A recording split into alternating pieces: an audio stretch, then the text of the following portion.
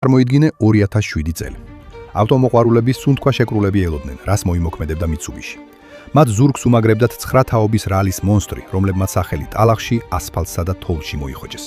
სცენაზე კი გამოგორდა რევოლუცია, რომელმაც ევოს მოყვარულები ურბანაკად გაკო.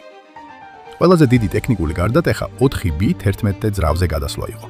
წინა თაობების ლეგენდარული 4G73 იყენებდა 2G-ს ბლოკს, რომელიც პრაქტიკულად შეუზღუდავ წნევას უძლებდა, მაგრამ ძალიან მძიმე იყო.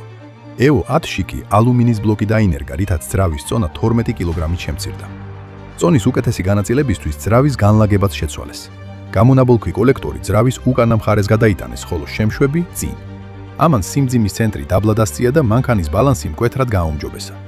თუმცა საინჟინრო პრობლემა იმაში მდგომარეობდა, რომ ღია ბლოკის კონსტრუქციის გამო ცილინდრის გილბი მაღალ წნევაზე დეფორმაციისკენ იყო მიდრეკილი. ამიტომ ტიუნინგისას 500 ცხენისწყლის ზემოთ ბლოკის გამყარება გარდაუვალი აუცილებლობა გახდა. მეორე და უმთავრესი საინჟინრო შედევრი არის Super All-Wheel Control ტრანსმისიის სისტემა. ეს არის 3 აქტიური კომპონენტის სინთეზი, რომლებსაც ერთი ცენტრალური კომპიუტერი მართავს. პირველი აქტიური ცენტრალური დიფერენციალი, რომელიც ელექტროჰიდრავლიკური სველი ქუროს მეშვეობით მომენტალურად ცვლის ბრუნვის მომენტის გადანაწილებას წინა და უკანა ღერძებს შორის გზის საფარის მიხედვით. შემდეგი უკანა აქტიური დიფერენციალია. ეს არის EVO-ს მთავარი იარაღი მოსახვევში.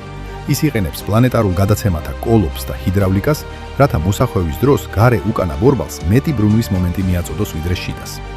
ეს ქმნის ხელოვნურ ძალას, რაც აქრობს წინა წამყვანი მანქანებისთვის დამახასიათებელ, ეგრეთ წოდებულ ცხვირის წაღებას და მანქანას მოსახვევში აკერებს. და მესამე ეს არის სტაბილიზაციის სისტემა, რომელიც მუხრუჭების ინდივიდუალური მართვით ეხმარება მანქანას ტრაექტორიის შენარჩუნებაში.